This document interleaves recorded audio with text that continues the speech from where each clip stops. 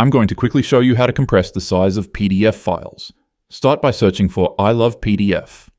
And make sure you click on ilovepdf.com. This is a very reliable website that people have been using for a while now. Click on the Compress PDF option.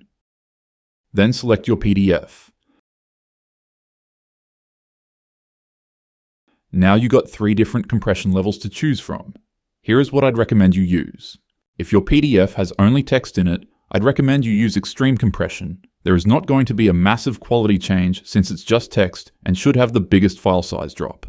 If your PDF has images in it and you don't want the quality to drop that much, use the recommended compression option. This should reduce a good amount of the PDF size while not ruining the quality of the images in the PDF. If you want to keep the file as close to its original quality as possible, I would use the less compression option.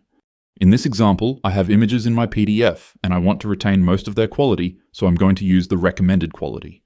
Once you pick the compression level, click on Compress PDF. Now your file should start being uploaded. This could take a couple seconds to couple minutes, depending on your file size and internet speed. Once the file has been uploaded, the compression should start automatically.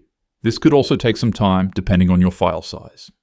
Once the compression is done, the file might download automatically. If not, click on the download button.